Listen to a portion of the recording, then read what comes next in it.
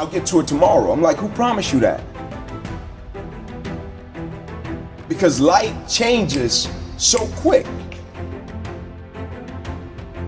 We live our lives and we feel as if we're promised something. We really don't have any control. We can control what we possess: emotions, attitude, thought process, perspective, how we speak, how we respond. But just life in general, we have no control of that. It is so many parts of the injury that shaped my perspective. It was almost surreal. Your career's probably over. Your arm and hand will probably never be the same again. Hey man, life don't owe you a thing. Everybody done been through something. Everybody's gonna encounter something. I think the beautiful thing about adversity and opposition, when you live with it, it teaches you. If you're open to it. Easiest thing in the world to do is to be negative. Easiest thing in the world to do is complain. Easiest thing in the world to do is to quit. That's easy. It's moments like that you remember, that shape and mold you as a person as you go throughout life. And I think we all have them, right? We all have these moments, right? Whether it be humility moments, whether it be, moments that keep us grounded. It's just we choose sometimes to forget them.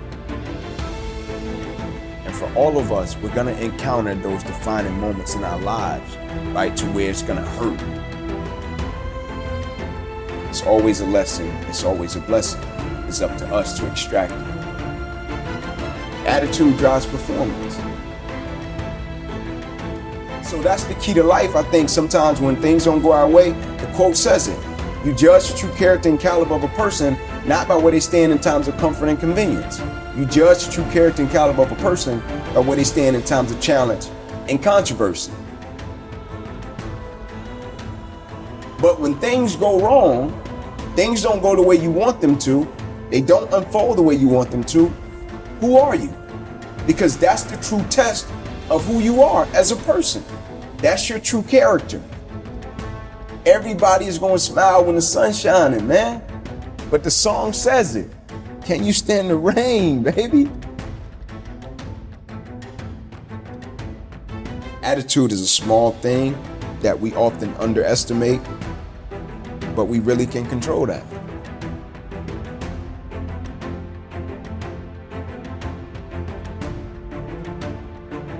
Coming to my junior year, and I'm about to get exactly what I want. About to get this thing called NFL. 10 games away from this dream. This thing that I've been working for my whole life. My whole life is dedicated to this one game. I got the paperwork that states I'm about to be an NFL draft pick. NFL on top of the paper. Inky Johnson projected top 30, automatic multi-millionaire. Now all you have to do, the hard part's over. Just play the next 10 football games, Ink. You made it. And I go out in a silly game against Air Force, 2 minutes left, and I go to make a tackle that I can make with my eyes closed. And when I hit him, every breath in my body left. My body goes completely limp. I fall to the ground, I blacked out, my eyes open. I'm still not, too concerned, because it's football. When my eyes open, guys run over, Ink, let's rock, man, let's go, let's finish him off. And I'm like, I can't. I can't move. Shock, neck to my toes, I can't feel anything. Shock leaves, it stays in my right arm and hand. I'm like, maybe I got a bad stinger. They put me on the spine board, wheeling me off the field. Doctor says to me as he's walking beside me, I don't know how you're still alive, son, you don't have any pulse. We get to the ambulance, my father's standing there, I'm like, Pops, I laid it on him, right? I put it on him, right? My dad's like, yeah, but I think you got the worst part of this one, eh? Doctor said, we're gonna take you over, run a couple tests, bring you back into the room, everything will be cool. They run the test, they bring me back into the room, mom comes in, kisses, prays, son, you'll be fine. Doctors rush in, head boy says, hey man, we gotta rush him back to surgery, he's about to die. If we don't perform this surgery tonight, I guarantee you won't be here anymore. And now the thing I place my identity in, now it's gone. That's why I laugh at people when they say, man, if I could just get this, I'll be. Man, if I could just get this position, I'll be, woo. Man, if I could just get this amount of money, I'm like, woo. But what happens even if you get it or you don't get it? Like, do you have the ability to accept what you don't understand? Can you handle when things get off course? I'm sitting there and I'm thinking, like, man, I'm 8 games away and God is redirecting me. And I'm like, God, just let me get to the NFL, then redirect me. Like, let me get the contract, then redirect me so I can help my family.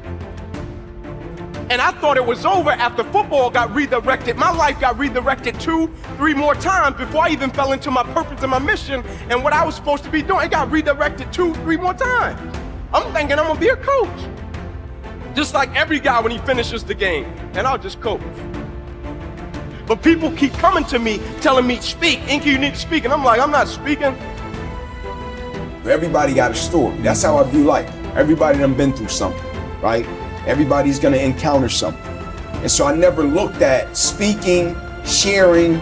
I never was the guy like, oh man, this happened to me, let me go share with the world. I was like, nah, Ink, figure it out. Like, pick up the pieces, move forward, and figure it out. And so when people would say this, I'd be like, nah, I'm not trying to speak. Like, I don't want to speak.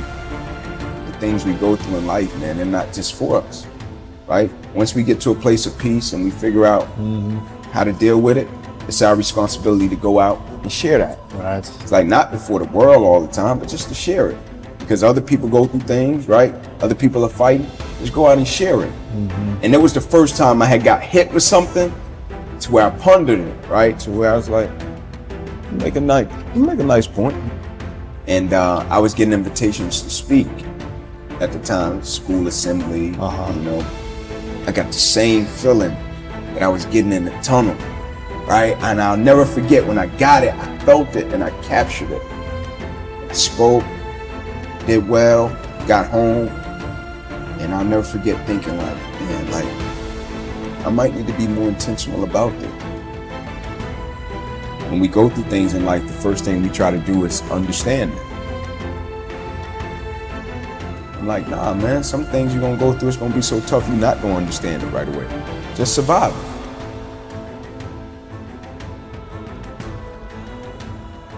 And I always tell a story about when my faith was fortified and my life went to another level, was the only thing I had at that moment was a prayer and a book. I got up and I looked at my wife, I said, I'm gonna take this book to Oprah. So I got my book, I got my suit, it's hot. Every door that opened, I ran in it.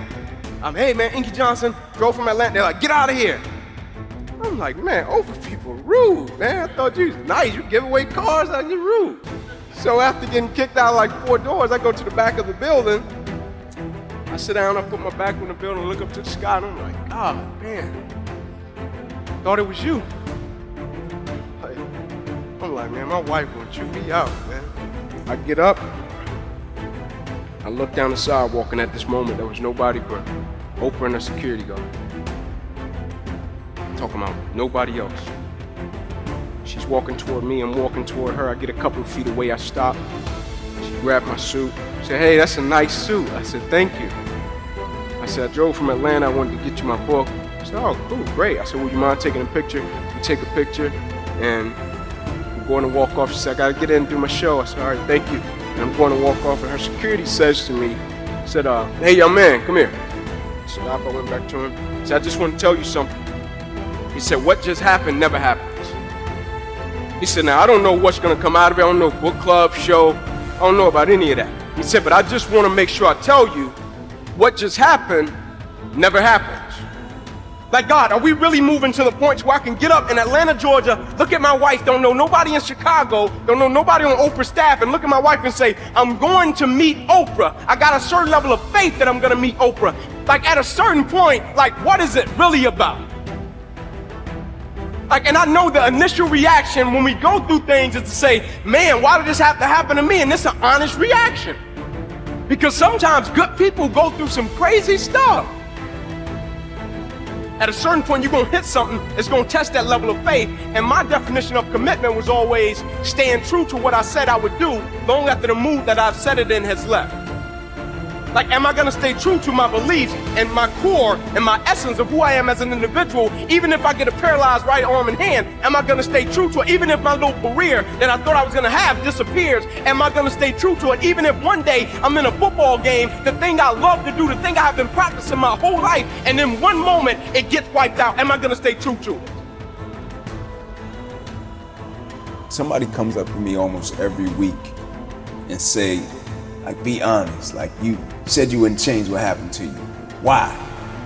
I got a paralyzed right arm and hand, but who I am as a man, that never got paralyzed. Can I condition my mindset and my perspective that when uncertainty happens, opposition happens, adversity happens, I can put my mind, my perspective in a space and place to extract some good? Stop trying to understand it and focus on surviving it.